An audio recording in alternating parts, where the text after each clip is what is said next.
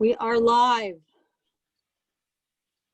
and it is recording, so we're good. We're good there. And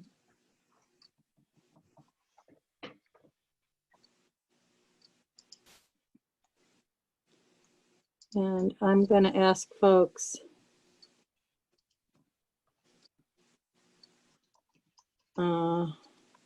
please let us know your questions.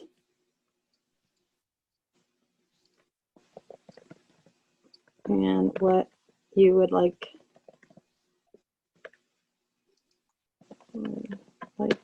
to get out of today's session. Okay.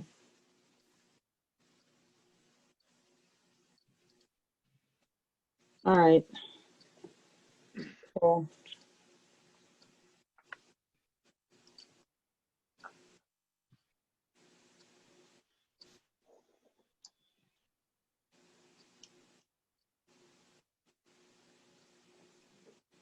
Cool.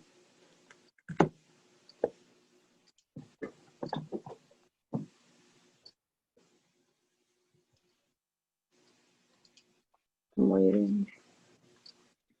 All right, we've got 5 attendees so far. So for those of you that are joining us, if you can let us know what you'd like to get out of today's session. We're going to kick off at about 1:05. And James and I are going to be passing the baton because I had some, of course, for Technically Philly, I ended up having tech problems. I'm actually coming into this webinar from my husband's iPad. Thank heavens he had backup. And James is going to be sharing his screen in a few minutes.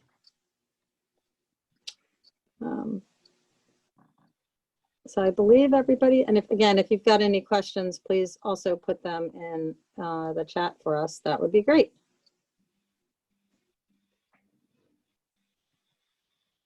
All right. So I keep sticking to the thing. Hey, Beth, how are you? I see that she's joined us already.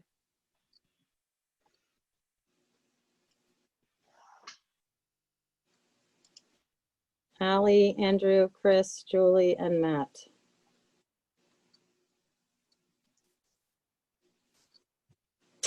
For those of you that are just joining us, James and I are excited to have you here with us this afternoon. If you could prime the pump a little bit with us, that would be great. We would love to know what your questions are coming into this webinar about scaling up, or the 4 decisions, or what does it take to accelerate growth. Please put them in the chat, and I'll be monitoring the chat as James and I are having our conversation today.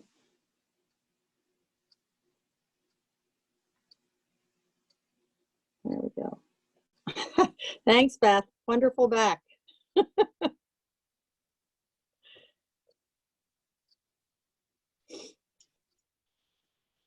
All right. All right, let's see if there's anything else that we need to do.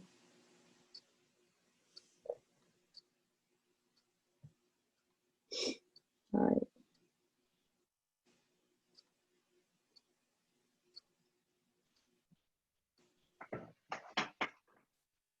It's going to take one more look at my Outlook to make sure I haven't missed anybody.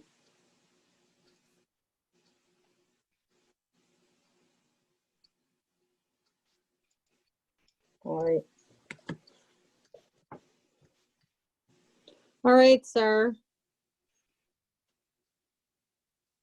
You ready to kick off? Cool. All right. So welcome to our scale up, the first year of the scaling up journey. I'm Cheryl Beth Cookler. I'm the president of CEO Think Tank, who, as well as a certified coach. And I'd like to introduce James Delaney, who's a partner and a COO with DMI, partners. James, and you want to say a few words about you and your company? Sure. Oh, that's frustrating. Give me 1 second. Mm-hmm.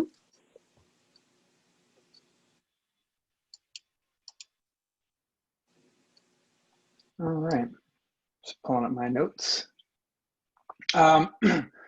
So just a little bit about DMI to get us started. DMI is a full service digital marketing agency headquartered in Philadelphia, right next to City Hall. We have, DMI's excelled in managing award-winning campaigns for recognized consumer, business to business, and e-commerce brands back to 2003.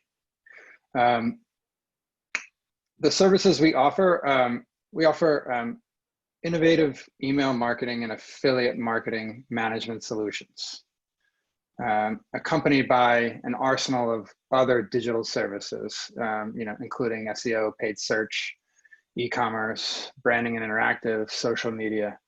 But coming back, the core products, core services that we offer are the email marketing and affiliate marketing.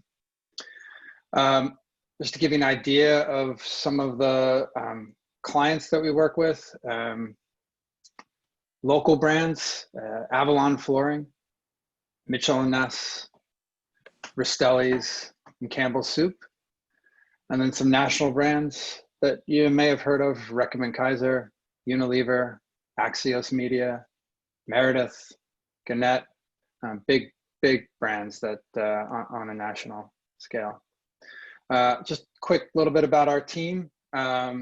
We've got a lot of big agency talent, but still offering sort of the personal attention of a small, agile boutique agency. About 45 employees, mostly based in Philadelphia, but we've been fully remote in this whole COVID world that we live in right now, and it's been going well. And that's it for the team. I'm going to hold off on talking about any of the scaling up stuff until later in the presentation. Just wanted to give everybody a little bit of an idea about the agency for now. Yeah, thanks, James. And as I said, I'm president and founder of CEO Think Tank. Have been working in the small mid-market space now for about 20 years or so. Came out of the big company world, Fortune 50, J&J and Procter & Gamble and GE, way back when I was a young engineering, right out of engineering school, and did a strategic planning gig with a $48 million distribution company back in 2000, 2001, and fell in love with small companies. Along the way, I've run executive roundtable groups, which we still do today, as well as became a certified scaling up coach with Vern Harnish's operating system. When my clients continually ask me, it's all great and well and good what you did at Procter & Gamble, but we're small companies. We can't do the same things. We don't have the time, money, and the resources. And I would argue with them about it, of course. And I was inventing my own system when one of my good advisors, Eldona Ambler, who's now in her 70s, but has worked in the mid-market space most of her life, said, you don't have to reinvent the wheel. You can just read Vern Harnish's book. His first book, Mastering the Rockefeller Habits, has become sort of an icon in the business world, small business world, and Scaling Up 2.0 came out about 7 or 8 years ago. So that is the operating system that we're going to be talking to today. And James, why don't we go ahead and put the slides up so we can sort of keep ourselves on track. Sure. As I said earlier, I ran into some tech difficulties, so I've absconded with my husband's iPad. I'm not using my regular computer for this. Our basic agenda is pretty straightforward. We're gonna be focused on not just growth, but also leadership team alignment. So if you can flip to to the next slide. This is actually a picture of James's team, or part of James's team, from our website. We'll be sending this out later, but there is a blog that talks a little bit about their scaling up journey. And if you want to flip to the next slide, we're gonna focus on these 4 items. You know, why even start the scaling up journey? Talk about the 4 decisions. James can share some of his essential tools for the journey, and I'll add in. And then we're gonna talk a little bit towards the end about his learnings as a leader. So James, why don't you start off with why did you decide to invest in scaling up? Sure. Back in, I think it was 2018 at this point. So we've been at this for a little while.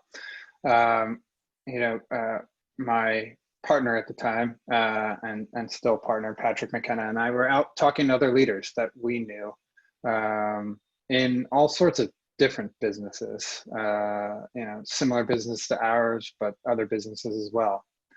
And in talking to some of those leaders, we sort of got turned on to the idea of a coach, and an effort that, and those leaders had gone through a process where they had hired a coach, and used that coach to help them implement, a business operating system, and it really resonated with us.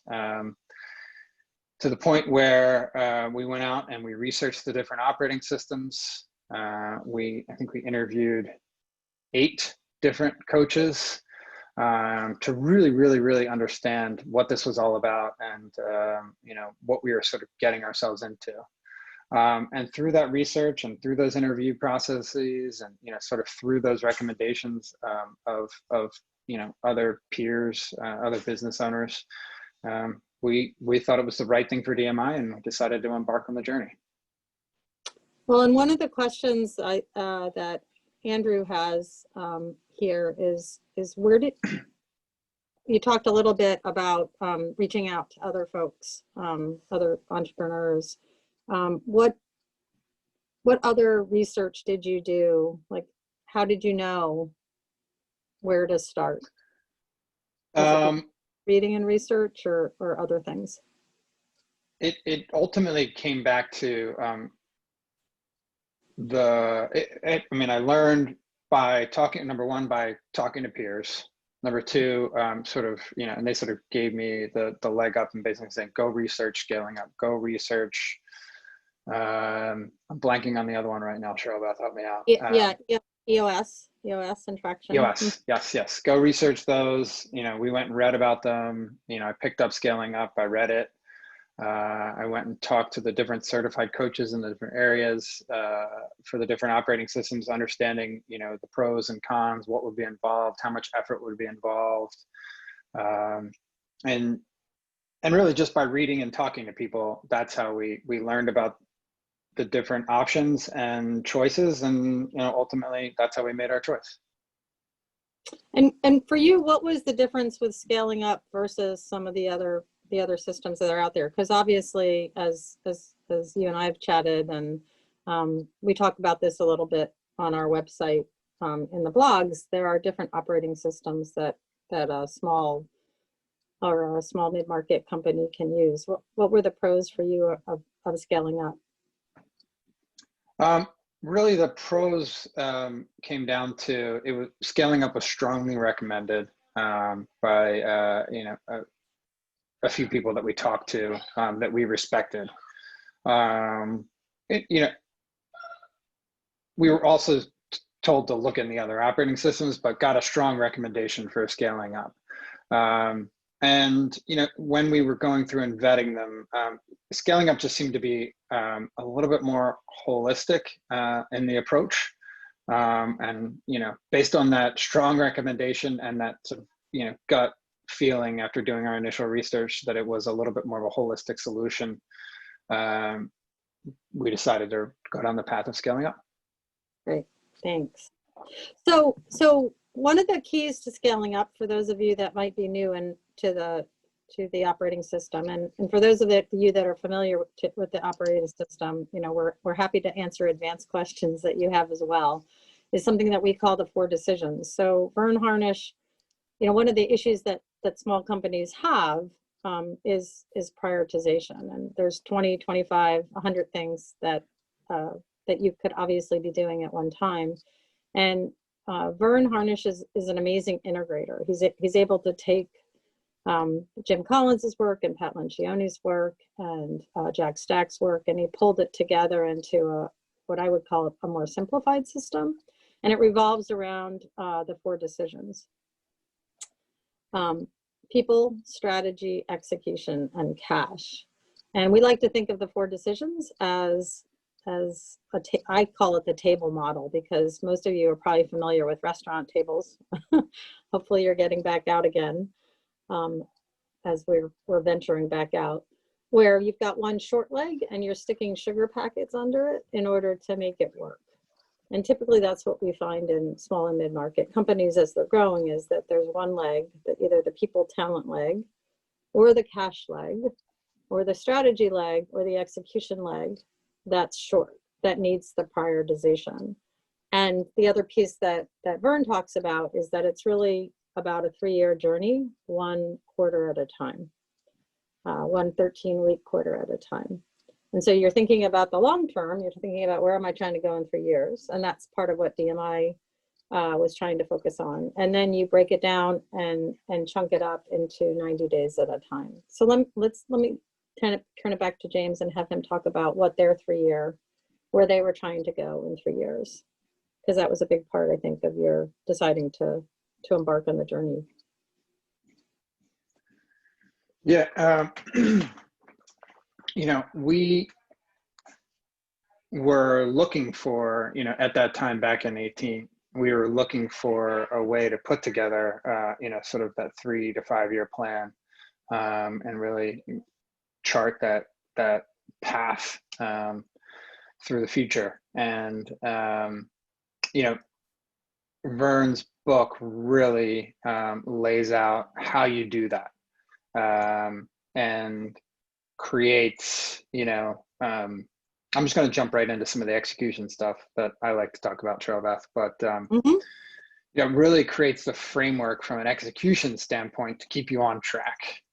There are, oh, I'm getting a visit by my 3-year-old.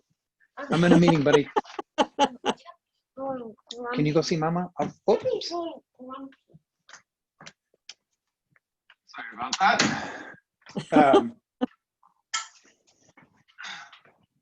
So he really sets it up from an execution standpoint and gives you the right rhythms that you need to really stay on track. I like to call them forcing functions. We have, you know, I'll start daily and work my way up. Each team huddles on a daily basis, and there's, you know, 4 set agenda items that everybody runs through in their huddle in terms of where they're at. So everybody's checking in on a regular basis.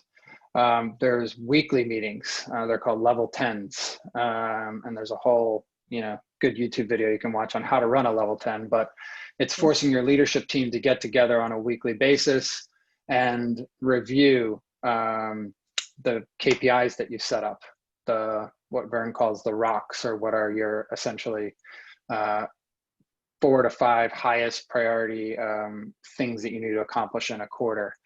It allows you to check in on any like week over week to-dos that you have. But again, really creating that forcing function, bringing the team back together, making sure that you're sticking to the plan, making sure that you're following through it, and instilling that accountability that you need in your team. Then you have larger meetings on a monthly cadence that are sort of broken up into one, this is the easiest way to describe this. Every month you've got a larger, longer meeting. When it falls onto a end of a quarter, it's a little bit longer, and you do a quarterly meeting reflecting on the prior quarter and looking forward to the next quarter. And then we do it around November of each year. We do a 2-day leadership planning session for that November month, where we're planning for the next year. but those monthly meetings, again, are also just another, I'm going to use the word again, forcing function that, you know, makes you look at all of those things that you set out for yourself sort of to accomplish, and makes you, you know, look at those things, revisit those things, understand those things on a regular cadence. And the reason that we call it a forcing, that James is calling it a forcing function, is because it's not enough to have the plan. In fact, we'll talk about strategic plan design and implementation management. It's the power of those meetings that keeps the team, that keeps the leadership group focused and on track. And James, what happens when you fall off? Like, what happens when you had your folks on your leadership team come to the meetings not prepared, or like what did you do to help keep the focus and keep the accountability?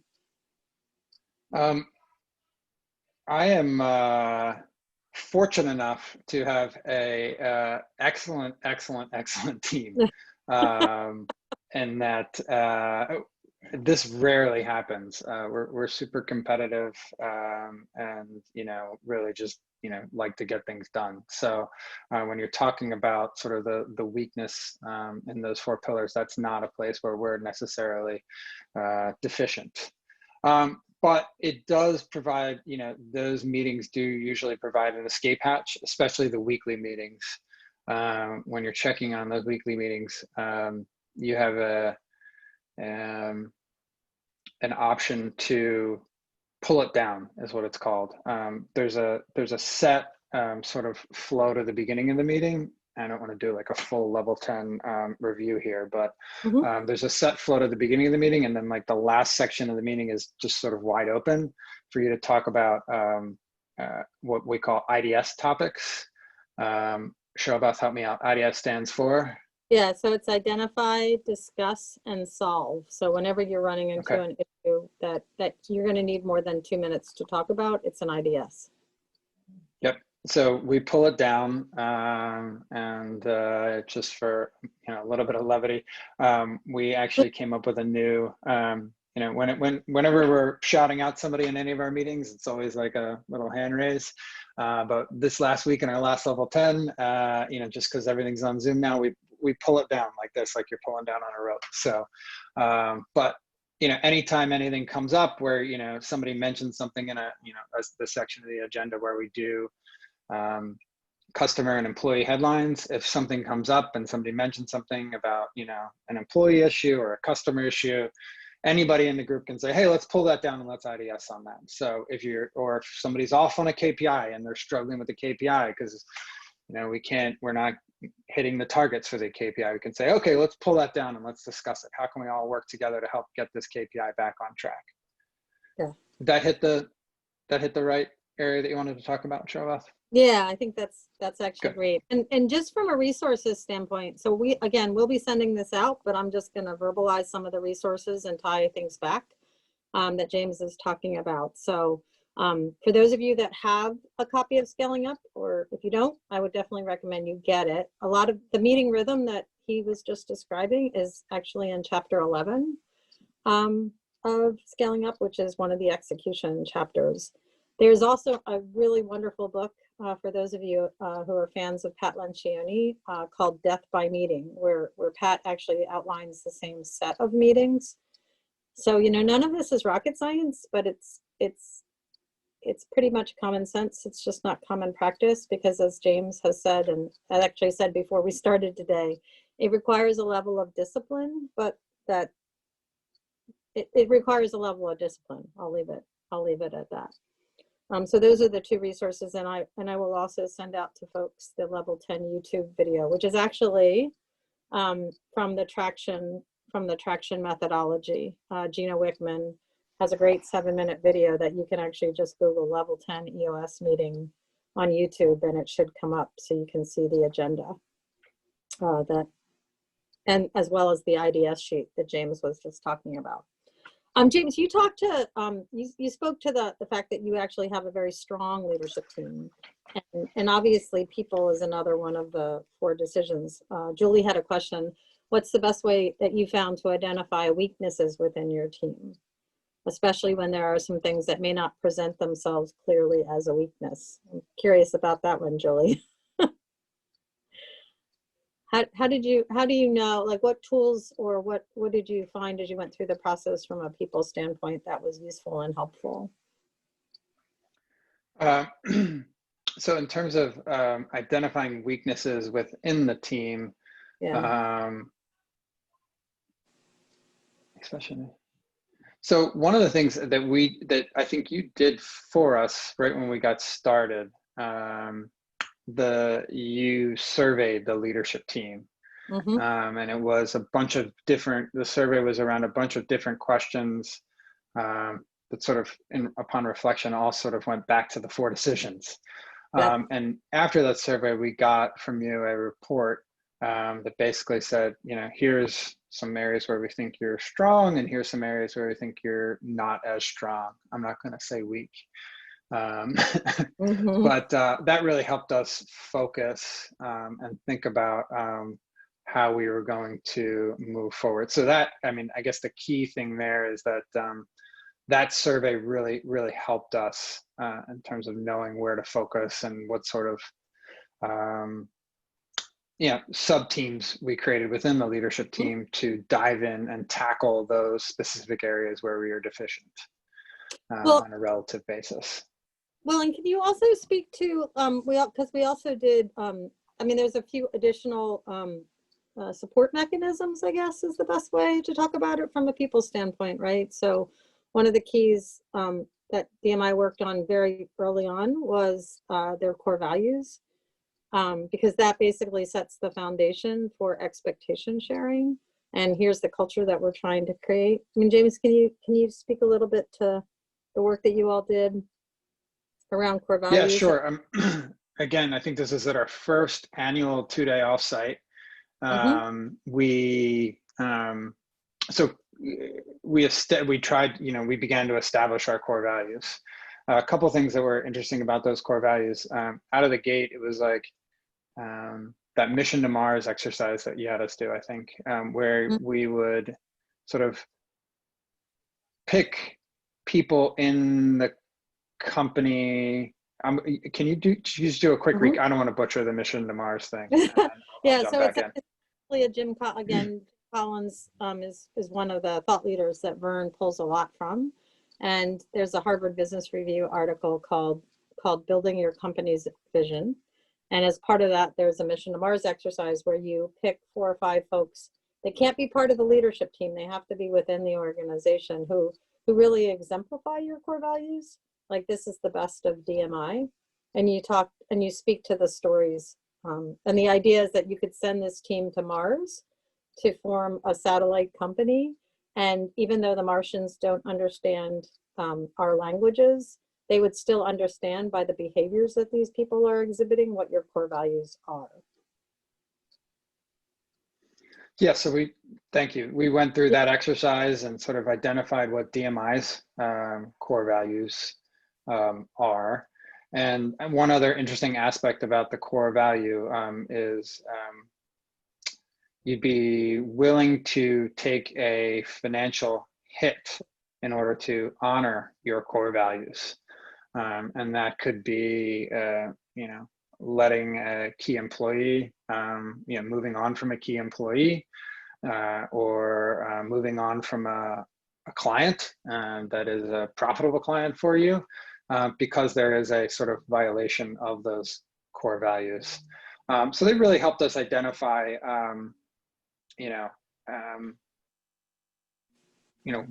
what DMI was and who those key people on the team were, and ensure that sort of everyone understood what our core values were and that we were all aligned on those.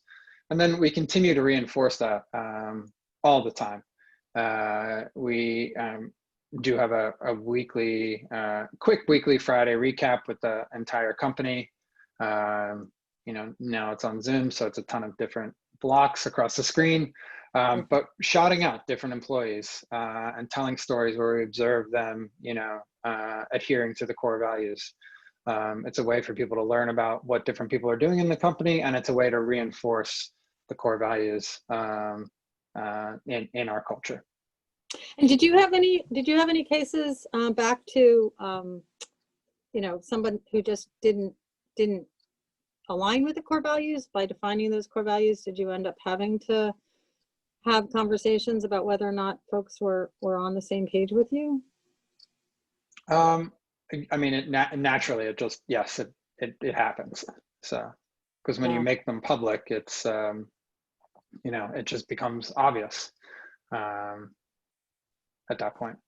Yeah. So actually the leadership survey, Andrew, that we used was the scaling up. There was a scaling up assessment that certified coaches use when we go into a client.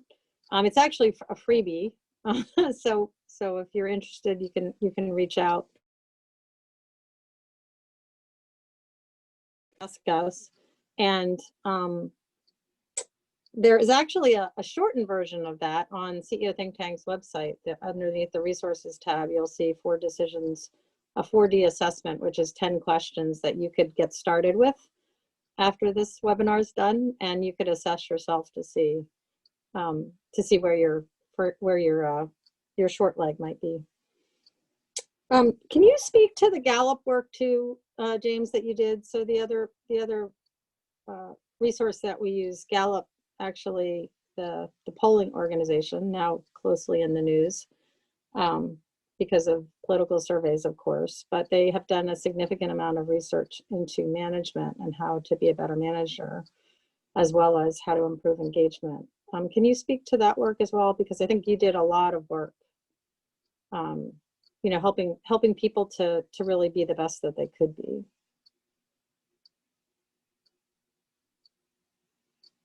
Oh, you're on mute. You've got to unmute. There we go. Sorry, I didn't want to cough at everybody earlier, and then I forgot that I was on mute. Yeah, Gallup has a survey called the Q12, and we're actually continuing to use this today.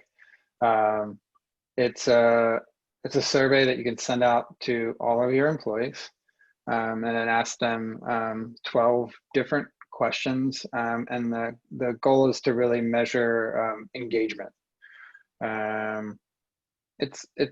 You do have to pay money for it. It's not terribly expensive, but it gives you good feedback. And the thing that we really like about it is that you do it on 2 things, really. You do it on an ongoing basis. I think we've done it 3 times now. And so you get a good baseline. So you can see, it's not so much your raw score as how you do it, it's how you're, moving over time. Are your scores, are you making your employees more engaged over time? And the second thing we really like about it is that each question that you get scored on in the Q12, it's 12 questions. Each question comes with I'm going to call it a playbook, but it's a 2-page PDF that really talks about how you would have conversations with your employees around that question to really tease out the why an employee would have scored you in a certain way. You're not really asking like, why did you give us a 3 on this question? It's more like asking, giving you the tools so that you can have a good question and get the feedback that you can then use to make some changes. Like, are you doing enough strategic recognition? Is the way you're doing your recognition of employees, is it the right kind of recognition that your employee wants? Does your employee just want to hear from you, through a chat app? Are they embarrassed to talk to you in person about it? Do they want to be publicly recognized? Do they like hearing it in front of all their peers? How do they like receiving that recognition? So pulling back, we found that survey and the sort of the 12 aspects that it uses to measure engagement has been helpful, purely from a measuring time over time, getting that baseline and seeing how you're doing, and then diving into the individual questions and really being able to have company-wide conversations where that information is then sort of bubbled back up to the management team and the leadership team and decide, what changes do we want to make in order to try and improve this. And what was probably your biggest, what's been your biggest learning around people and talent, that you could share with people that are, again, just sort of looking to start the journey? What would you absolutely positively say if you do nothing else in the people area, you need to do this? Do nothing else in the people area, need to do this. I think that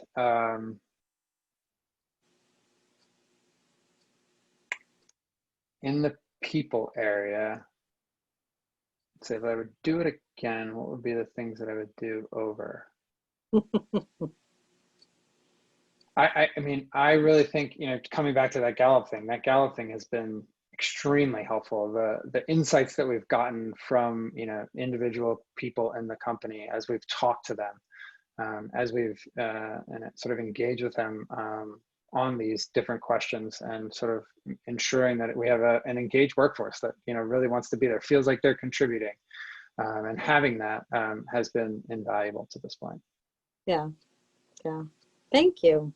And finally, the other tool that you all invested in, well, you invested your time in, right? Of course, was top grading and the scorecards, and actually taking the time to be very clear with people about what you expected from them. Can you speak to that? Because that took a while for you guys to fully implement. Yes, scorecards have been a great tool for us, and that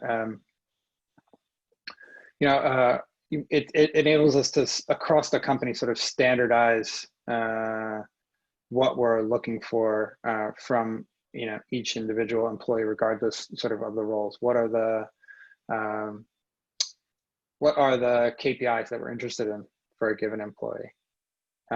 What are the rocks or quarterly goals for the individual employee themselves? Are they achieving those rocks as we come back and we revisit that scorecard? And then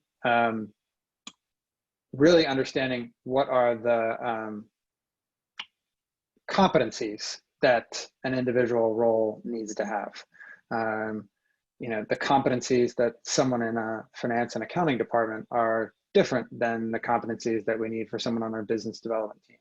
And really defining what those competencies are, and then letting that even bubble back to the interview process to ensure that we know that these are the competencies that a person, we can ensure that as part of the interview process that these are, we can interview for these competencies and ensure that this person is going to succeed in that role. Yeah, the number one question on the Gallup Q12 is, I know what is expected of me in my job. And so having those scorecards, again, for those of you that are looking at where can I start, when it comes to the people decision, is really invaluable. And you can, again, if you look at scaling up, it's in chapter 4. So there's a whole chapter in there about scorecards and managing people and coaching. And particularly in this day and age, like that's even more challenging. James, I don't think you all ended up using this, but a lot of our clients use the online resource 15.5. So it's 15/FIVE, which is actually a tool that was developed for by the CEO of Patagonia a long time ago, back in the 80s. And it's a great online tool that works really well in this remote world for staying on top of scorecards and expectations and coaching. So 15.5 is another tool that those of you on this call might want to check out.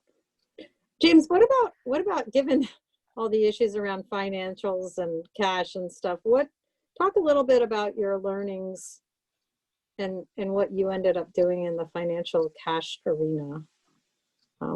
Back to the 4 decisions, and what was most helpful.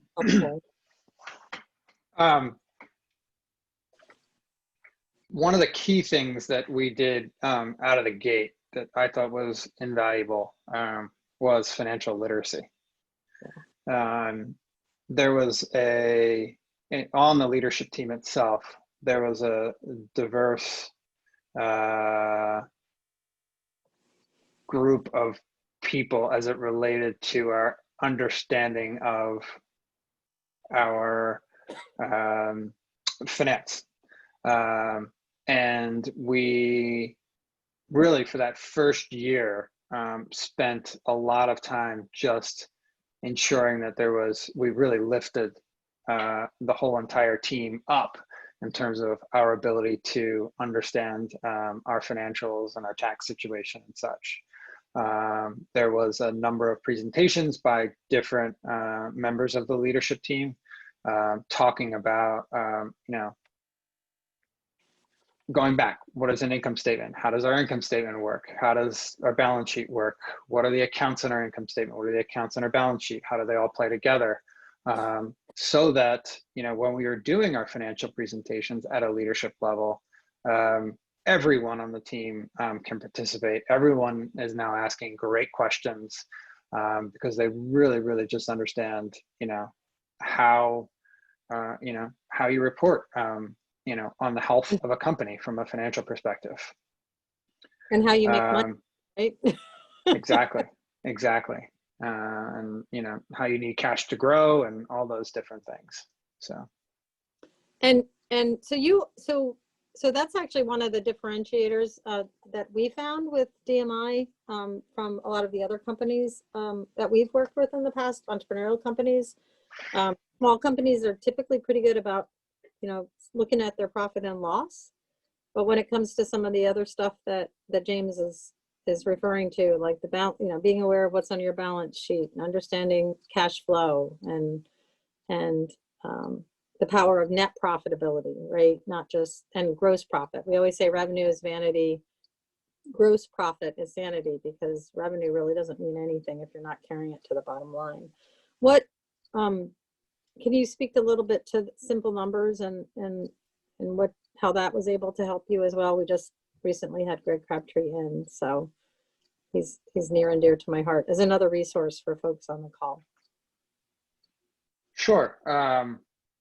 Yeah, I think Cheryl Beth shared a video with me about halfway through the first year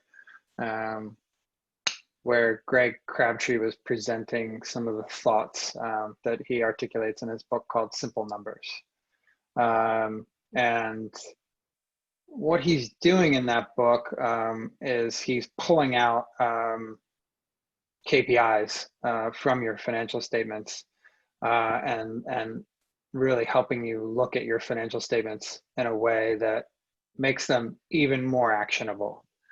I'll pick on one KPI for purposes of this conversation, and that we've been looking at and are just trying to now, like, sort of as we conclude our second year, really trying to dive into. It's direct labor. And really what he's trying to do is he's trying to get you to pull apart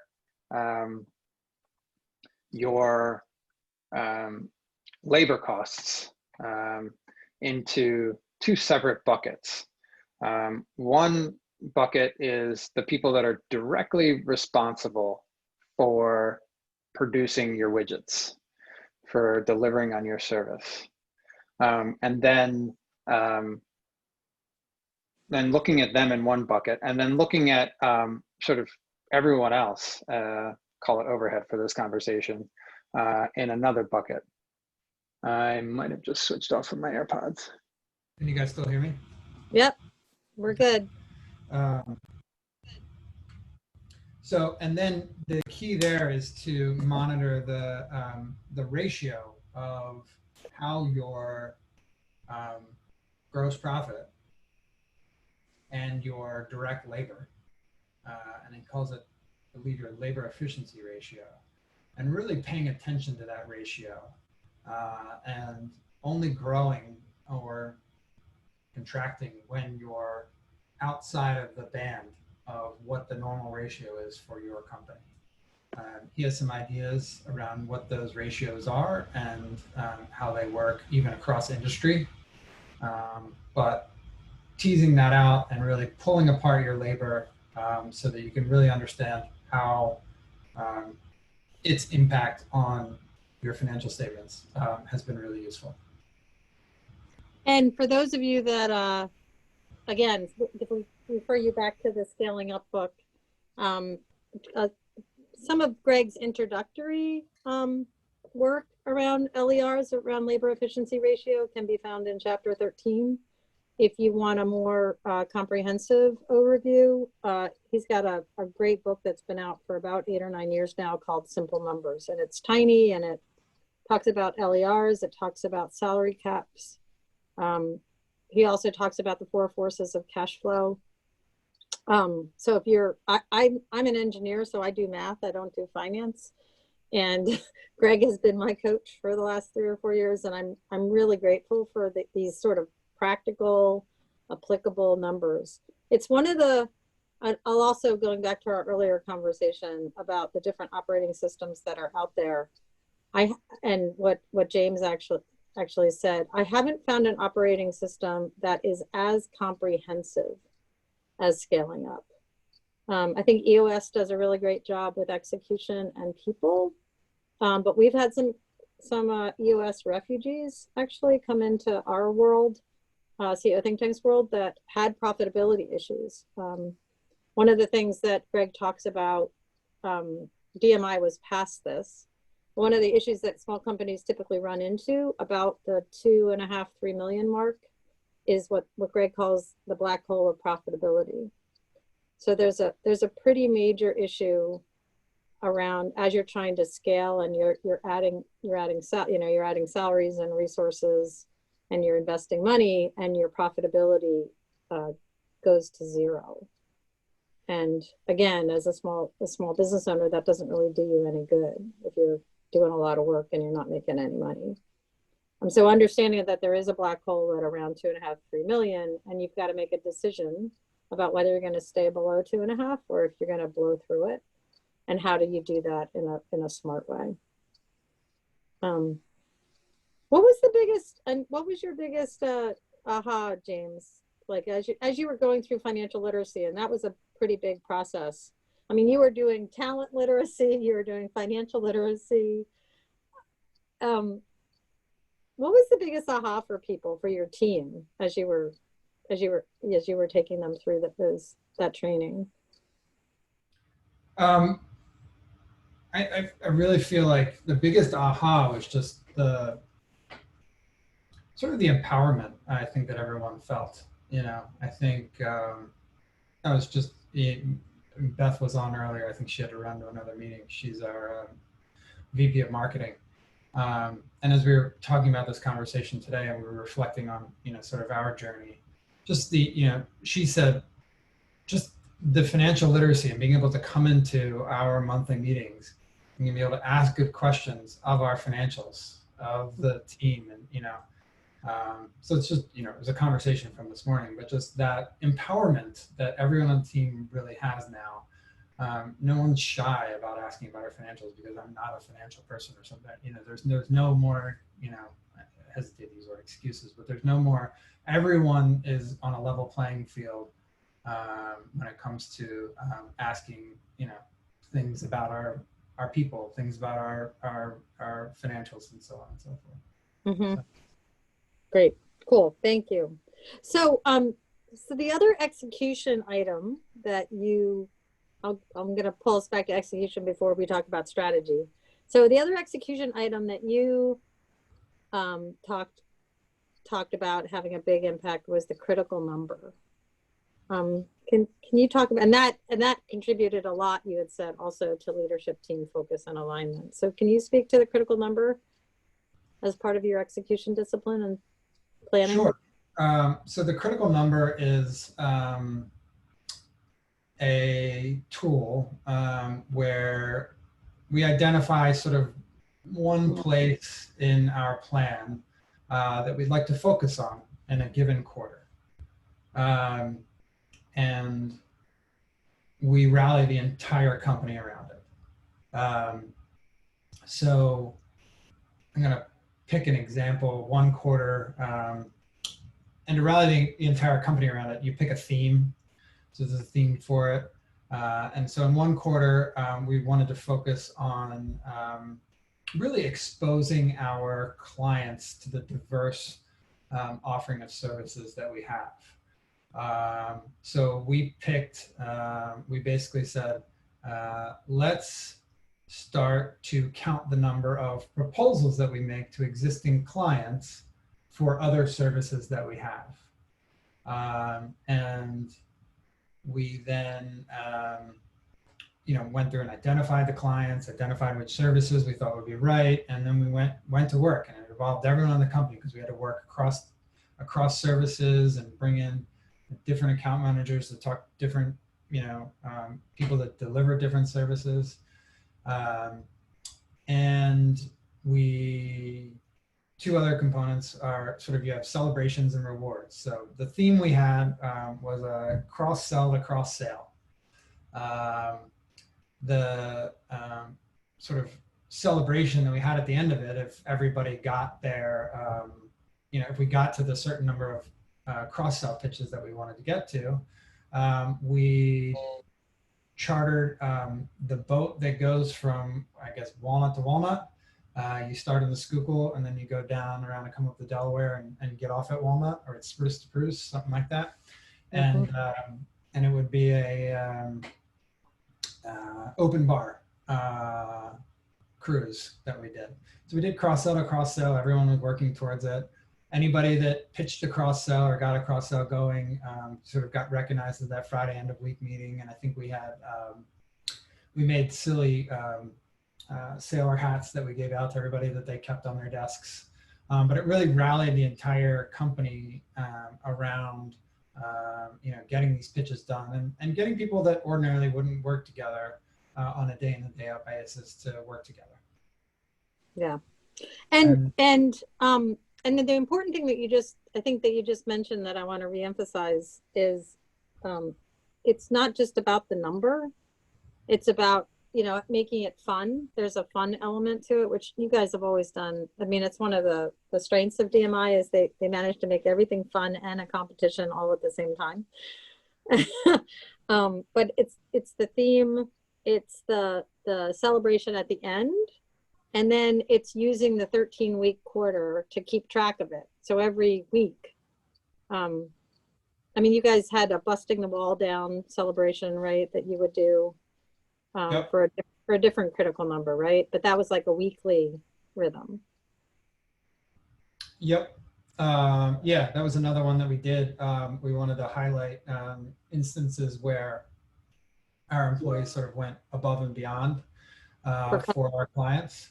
So it's sort of running through a brick wall on behalf of a client.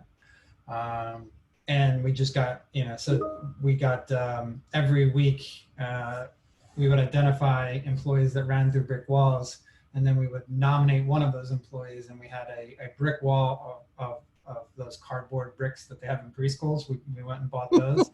And then we had people running through the brick wall. This was back before COVID. Running through the brick wall. We would get good slow-mo videos and share them around with everybody. It was a lot of fun. Yeah. So Andrew is asking, and this is a great question, so I want to make sure that we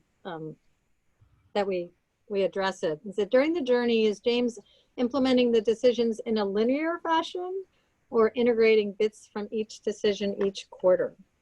And then he digs in around what stage did you start focusing on accelerating cash flow and pulling the 7 key financial levers? So obviously someone's done their homework. How did you approach it, James? Linear? So the second part first. Okay. Cash flow has sort of, our early mentors that we had at DMI always preached cash flow. So we've always been accelerating cash flow, just sort of in our DNA at this point. Right. We did start to then pull on those different financial levers.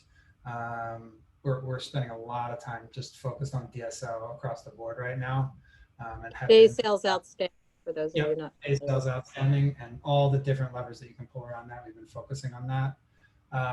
Back to the first part of the question, we were fortunate enough that I was able to dedicate a fair amount of my time towards implementing scaling up. At DMI, I sort of took the lead. I'm the one that puts together our agendas. I'm the one that plans our agendas, with input from the team. But I spent a lot of my time on sort of implementing the operating system. So we sort of went full speed ahead right out of the gate and really spent the first year, what I like to say is using the operating system to install the operating system. So when we set up our rocks in the first year, all of our rocks were around ensuring that we put all the systems and processes in place in order to have a good scaling up environment. Which was then really exciting because as we went into year 2, we stopped using the operating system to install the operating system and instead use the operating system to actually run our business. And we're now a year into that, and now headed into the second year of that. And that's where it really, really gets exciting. So we were able to really launch on all cylinders and hit all 4 decisions right out of the gate. And sort of get the foundation in place in the first year on all 4. Yeah, and Jill Huddleman, who was my co-coach when we were doing work with the DMI, she was actually learning the scaling up operating system as a coach, although she spent the 10 years previous implementing it in her business, learning a training solutions. She actually says the first year is all about just learning how to do the plan. Like that is, and if you do that well, as James said, you can really accelerate going into the second year. But James, speak to the comment you made right before we got on this about the time necessary, because this is a commitment in terms of time to implement scaling up. In your experience there. Yeah. I was trying to allude to that a little bit in what I said previously, but I was the member of our leadership team that really was carved out a significant amount of time for this. I would say anywhere from a third of my time to half of my time, depending upon where we were in the month. I was working on these things because when you're getting the members of your leadership team together and basically pulling them off of their day-to-day work, that's an expensive proposition. So you really need to ensure that when you put together these agendas and you put together these learnings for the team, that you're really, really, really getting the right return. So you've got to ensure, got to work hard. You got to work hard at making an agenda that everyone is able to knows the pre-work within enough time before the meeting in order to actually get it done, so that they can come prepared and they can then speak intelligently about whatever they're going to be learning that day and have good discussion. It does require. I've never dabbled in scaling up. I've only gone both feet in. I was going to say full cannonball. Yeah. So I only know the experience of diving in with 2 feet. I think it would have been a lot harder to have the success that we had without doing that. If we jumped in with sort of 1 foot and did it a little bit slower, would we have been in the same place at the end of 2 years after compared to what it took us in 1 year? I don't know. Right. I would think not, but I've never done it that way, so I don't know. I found, what we did was successful for us. And it really comes down to what the entrepreneur is trying to do. Are you trying to accelerate growth? If you're trying to accelerate growth, then definitely having that. What actually Gino Wickman in EOS talks about, a visionary integrator model. It's that 2-parter. It's having a CEO and a COO. So somebody who's going to actually help implement the operating system.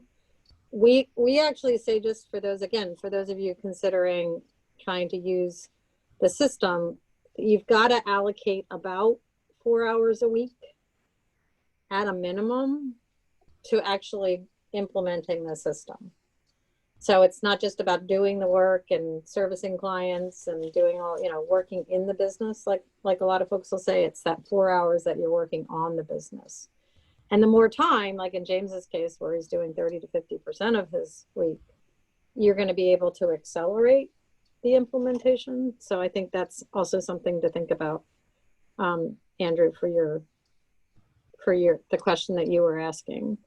I mean, some people, again, getting back to your question about, do you do it piecemeal, a linear fashion, or integrating bits of each decision?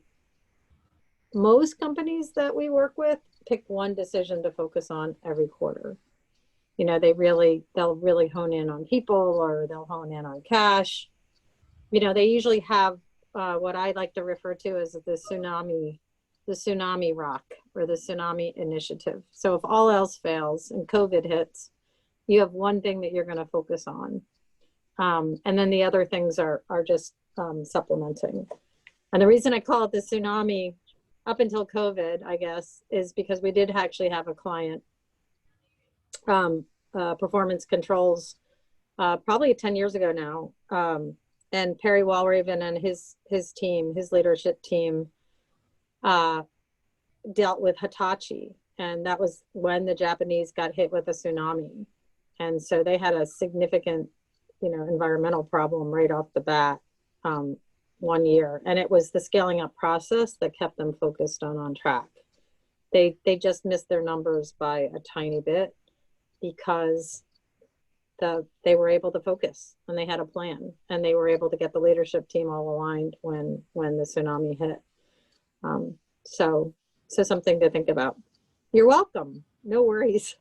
So James, let's talk about strategy, because your comment when we posted your blog was strategy was one of those hard things, that it didn't happen quickly. What did you do? Like, what would you advise people that were embarking on this journey when it comes to strategy? What were some of the tools or resources that were most helpful for you? Sure. I think one of the tools that was most helpful for us was we broke out a smaller group on our leadership team that was going to focus on that work. A strategic thinking team, yes. Yep. And I think that was the most helpful. And then we've dabbled in a bunch of different tools. I don't know that I would strongly recommend any one of them at this point. But what I would say is keep doing it, keep trying, stay after it. I still don't think we're there, but we're continually working on it. We're continually talking about it. We're a very competitive group.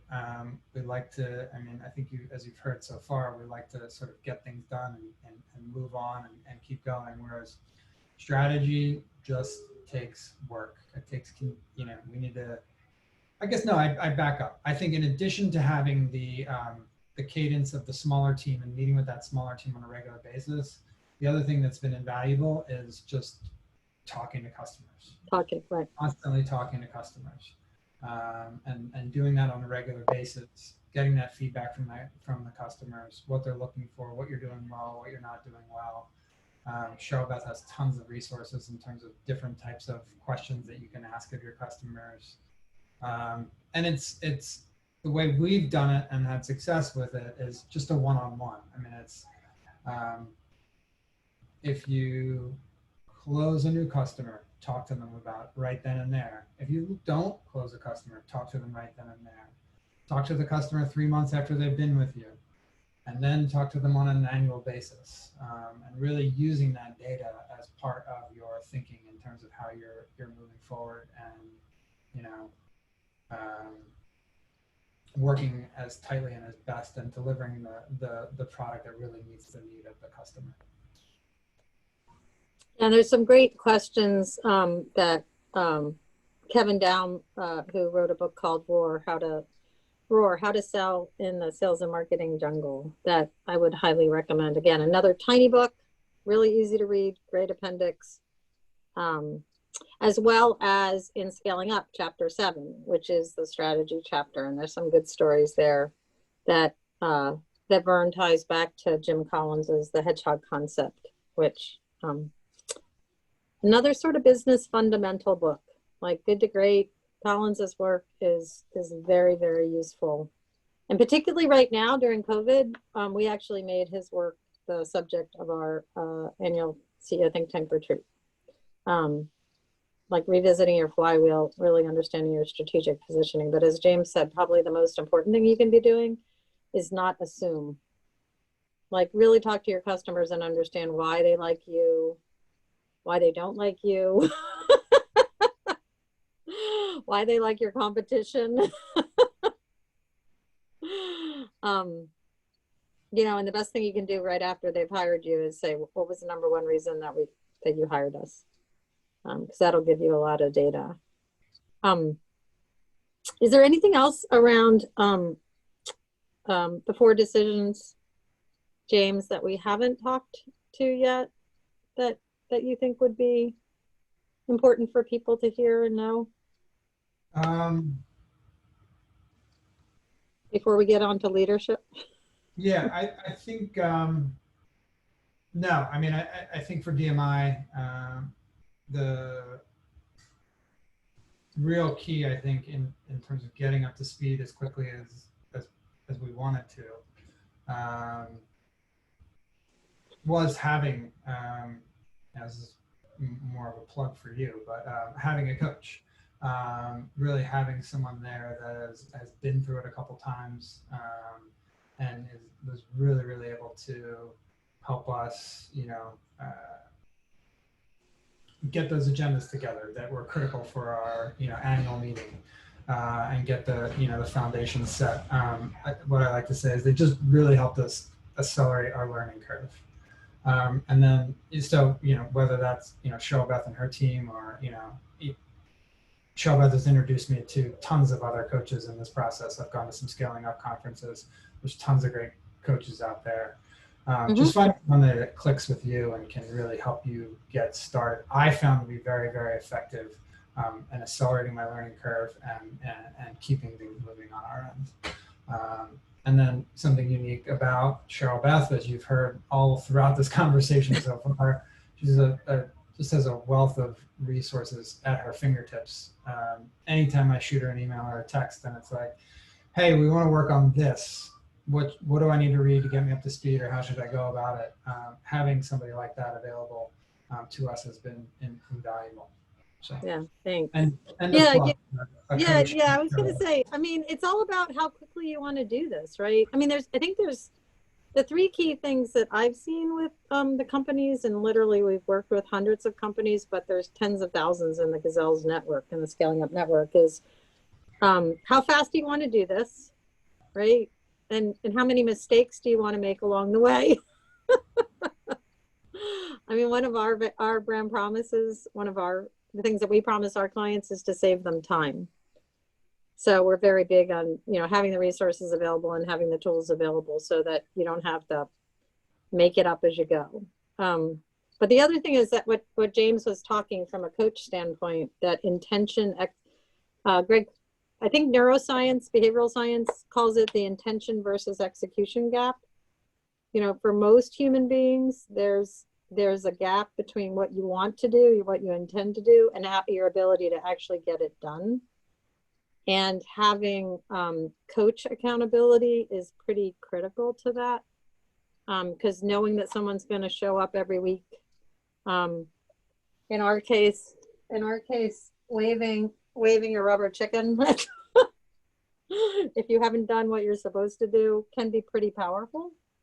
And then the third part of the trifecta, Karen Kopp, one of our other thought leaders, calls it that peer-to-peer accountability. And that's why we like to have our CEOs part of and COOs part of our roundtable groups, because then it's not just us beating them over the head, it's actually their peers. So, you know, for those of you part of an EO forum or any of the other roundtable groups that are out there, I mean, I'd highly recommend that type of peer-to-peer interaction as well. And certainly we'd love to talk to you, but there's a lot of them. There's a lot of them that are out there. So talk a little bit, James, about your learnings as a leader, as someone who was, you know, we talk about it, we work with enlightened leaders. Like, what are a couple of the you know, again, for the folks on this call, what do they need to understand about leadership that would be useful if they're trying to implement this type of system? You know, I think one of the things that I find just really great as a, you know, I sort of feel like I'm doing a good job as a leader when we've come out of one of those meetings, whether it be our weekly level 10s or whether it be a monthly meeting.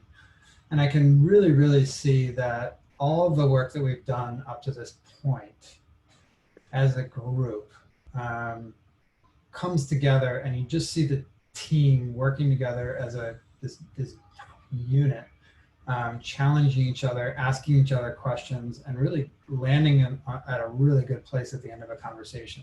Watching the dynamics of the team, watching us work together, you know, feeling safe in the room with our peers to challenge each other. I find, you know, all of the learnings that I've done, you know, around helping build that environment, you know, it's been a collective effort, but, you know, really just watching that happen, watching that the sort of collective brain power of the group work together and accomplish things just is so awesome. And is there anything as you look back that you would say, I will never ever do this again, like come hell or high water? Like the biggest misstep you might have taken during this process? I don't know. I'm trying to think, what's the biggest misstep? We've had little things here and there. We've identified quickly, though, that they don't resonate with us, or we've pivoted, or so, you know, nothing comes to mind off the top of my head. So. We'll talk about the pivoting. How did you catch yourself then? What kind of system, what kind of mechanisms did you have that helped you to catch? I think I alluded to it a little bit previously, but just having a group that is comfortable with each other, that trusts each other, Mm-hmm. That believes in each other, so that we can speak up without feeling like people are being personally attacked. Mm-hmm. You know, we can challenge things, challenge assumptions, and you know, it doesn't create any hostility. So we just have that kind of environment where that works. And how did you create that, or was that something that you really like already had in place, or was that something that you worked on? It was definitely something we worked on. You know, it came out of a couple of, I think, different exercises that we've done together. Mm-hmm. Practicing, I'm just going to say practicing vulnerability. That was helpful. And then we established a set of ground rules for the meeting. Yep. Also really helpful that everybody's bought into. And we didn't sort of write them and forget about them. We Right. actually went through a whole year where at every single meeting, we pull up the rules, we look at them, and then we decide as a group actually which one we were going to try and focus on and call each other out for in that meeting. So that, again, they were just living, they were alive, and we knew that they were there. They weren't just something we wrote down and forgot about, but they were something we actually like looked at the start of every single meeting to become familiar with. Well, I was going to say, and the other thing that you did, which again, so one of the other resources that I would highly recommend you sort of put in your basic business library is Lencioni's 5 Dysfunctions of a Teamwork. And for those of you that are looking for assessments, he's got the 5 dysfunctions. The wonderful thing about 5 dysfunctions is you can find the questions online or in the book. But what James is talking about trust-based vulnerability is the foundational item. You've got to be willing to be vulnerable and share, you know, the good, the bad, and the ugly, right? In order to, and it has to start at the leadership team level. It has to start at the top. Otherwise, We have people, not done the five dysfunctions yet. I've read about it, and it's definitely on our list it's on the list. for next year, but it has not been something that And well, and what you talked about with ground rules, I think is important for people to think about. Like because you have about 15 ground rules, but like you said, each time you have a meeting, you actually pick a ground rule to focus on. So it's not like we're focusing on all 15 ground rules all at the same time. We're actually saying, you know, which ground rule is the one that we need to focus on in order to get done what we want to get done, right? Is that correct?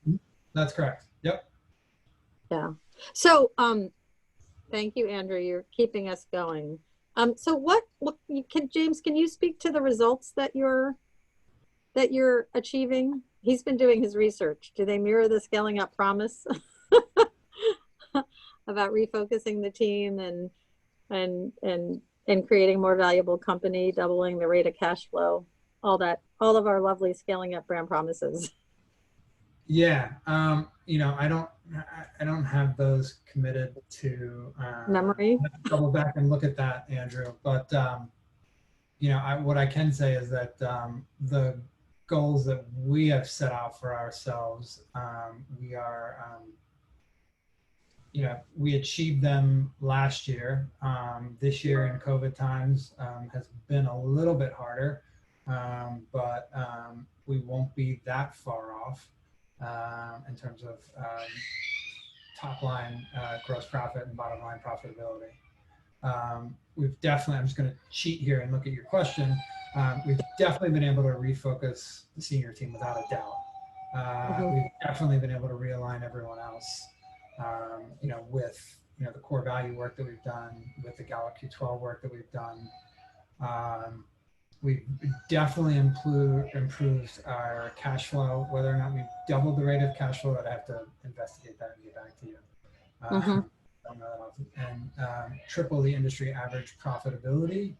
I don't know that we're at that yet, but we've definitely improved our profitability over the journey. Okay. Not a doubt. Yeah, I was going to say you've improved. And again, what we're really trying to do, I would say, when with a scaling up client, is to hit that. Well, and again, the general rule of thumb is you want to be at 15%, 15% net, according to Greg Crabtree's calculations. But he'll tell you that's only applicable to 70% of companies. What you're really interested in trying to understand is the return on invested capital. So when you're making an investment in people or a new product or marketing, you really need to be enough on top of your numbers to understand what kind of return you're getting for that. And his book actually is coming out in October. His new book, Simple Numbers 2.0, talks about that. Yeah, and you've gone from, and you've also, you've put new employees in place, but you actually haven't grown from an employee standpoint that much, right, James? We're up a little bit from a head count. But so it's not completely related. I mean, the growth is because you've been putting in the right things around strategy and going after the right customers. And you lost a pretty big client during COVID, right? That you had. Yeah. What was the biggest thing? How did scaling up help you manage COVID and the restrictions that got placed on business? One of the things that we did immediately, and this was your advice, we broke out a smaller group of the leadership team COVID group that now meets regularly. You know, initially when I thought about it was reverse COVID, so it's called our 91 DBOC team. And our 91 DBOC team meets on a weekly basis. And, you know, we're talking about sort of a diverse set of issues, from like, how are we ensuring that everyone's engaged in a remote environment? What's the plan to go back into the office? You know, how are we managing expenses? Are we ensuring that our expenses are rightly matched for the gross profit challenges that we had out of the gate, and as now we're sort of navigating our way through it. Is everything sort of aligned there? All those things. So sort of scaling up helped us manage our way through COVID, in that we just knew that let's get a smaller team that meets on a regular basis, that has a forcing function, so that we talk about all the things that we need to address in COVID time, and we can get a little bit more extra work done on a week over week basis outside of the regular cadence that the leadership team has at our ordinary level 10. And we added a section to our level 10 agenda where the 91 DVOC team can bubble up things to the larger leadership team and keep them aligned with where we're headed. Yeah. So again, getting back to the idea of focus, like having that team whose sole accountability is what do we need to have to, what are we managing, because stuff is so uncertain right now. The other thing that I would encourage you all to take a look at, if you're sort of thinking about scaling up, is just read the first 2 chapters in Vern's book. I mean, it will paint the landscape for you. It'll talk about, chapter 1 talks about an overview of these 4 decisions that James and I have been talking about. Basically what the basics of the operating system are. And then chapter 2 is what are the barriers to growth, so that if you are an entrepreneur, at least you understand that, the 3 biggest barriers are lack of leadership, lack of processes and systems, and market dynamics. Because they will hit you. But other companies have been through it. It's predictable. We know what's coming. We have an idea what's coming. So I think there's some power in understanding those dynamics. There's also, and I'll make sure that people get this, there's also a really great website, igniteyourbiz.com, that outlines the 7 stages of growth. It's based on a book by James Fisher. He studied almost 400 entrepreneurial companies, and there's literally 7 stages of growth based on your FTEs, your full-time equivalents, that you can track. And it gives you basically, the best thing that I can say is a crystal ball for, like, here's the problems that you're going to run into as you grow, and these are the things that you're going to have to deal with. I want to make sure that we're getting all the questions answered. We've got 5 or 6 minutes left. Any other questions that folks have for us? And any other comments that you want to share? Well, while we're waiting, I'd add one thing to your read chapter 1 and chapter 2. Yes. I would call up some coaches and interview some coaches and get some one-on-one time with coaches, so that you can sort of do what we're doing here, but really ground it in your own business. That was really helpful for us in terms of understanding, not only how would scaling up help us, but how would scaling up help us from the perspective of a given coach, and, seeing if you, did sort of click with a specific coach. So. Yeah. Oh, so we've got a couple of questions here. How did you end up selecting the coaches to speak to, Julie? Julie is asking. Did you just go to Scaling website? I was referred a couple people by a colleague, just a peer, and then I went right to the website and started calling people and setting up appointments for Patrick and I to speak to. Yeah. And then, how I went through the selection process, it was Patrick and I sort of just talking amongst ourselves, asking sort of the same set of questions amongst the coaches, seeing what those responses were, and just getting a feel for who would work for us. Yeah, and if you're working with a coach with integrity, and I'd like to think that all the scaling up coaches have that level of integrity, like, they're going to tell you, like, it's got to be a good chemistry fit. I mean, one of our practices is we do an audition period. We engage with a client for 6 months because our number 1 core value is it's got to be win-win. And we know we can teach you scaling up, but it might not be the right chemistry. And that ability to say at the end of 6 months, you know what? This is either working or it's not, or we need to make an adjustment. And our commitment is to make sure that you find the right coach. If you like scaling up as an operating system, you know, we're always going to make sure that you find the right coach to work with. The 4 stages of growth. So there's the 4 decisions.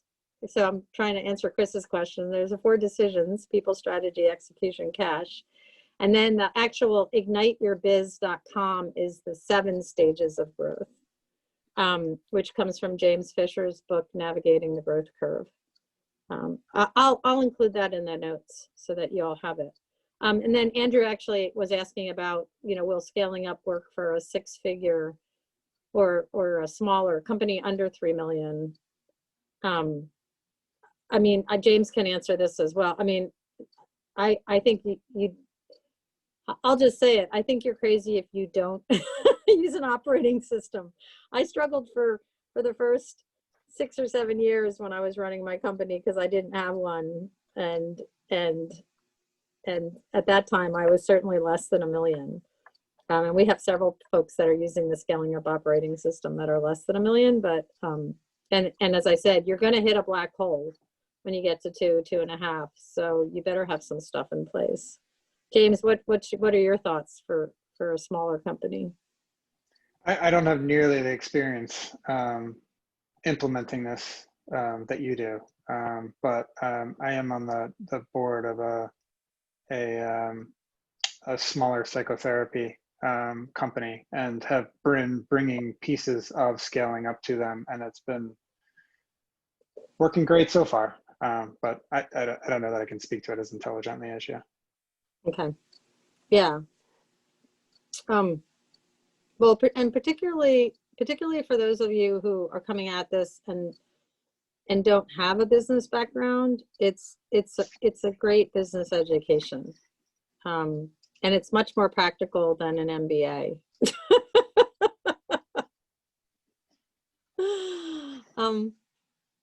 Any other, thanks Karen for the feedback. Any other questions from the crowd before we wrap it up? I want to make sure that we've answered everything. Yes, no, maybe so. Any feedback that you all have for us, we would welcome. I really want to thank James and the team and Beth for and Patrick, the CEO, for making this happen. They were the ones who said, hey, we should present at Technically Philly and get the word out. I will be sending out, recordings to folks so you can listen and learn again. I'll send out the resource list with some links back to blogs on CEO Think Tank's website that you might find useful. I think CEOs, entrepreneurs learn best from when they have the opportunity to hear stories like James's. So James, thanks for being willing to share. Very welcome. Thanks for including me. Yeah. And again, feel free to reach out to us with additional questions. Take the assessment. If you've got a question about the services and want to learn more about our community, we've got a series of fall workshops. If you go to ceothinktank.com and click on events, there's a fall workshop series starting next week or the week after, starting Tuesday, October 6th. We've got Marissa Levin coming in to talk about leading with grace. She's kicking off the 4th quarter, and then a couple other speakers as well. And you can take the 4D assessment and find out what your short leg is, and then give us a call. Thank you again. Let's see if there's anything else. Just one last time. Thank you. Good. Oh, there we go. She's going to be adding books to her reading list, James. Awesome. All right, folks. Enjoy the rest of your day and enjoy the rest of your week and have an amazing 4th quarter. Thanks.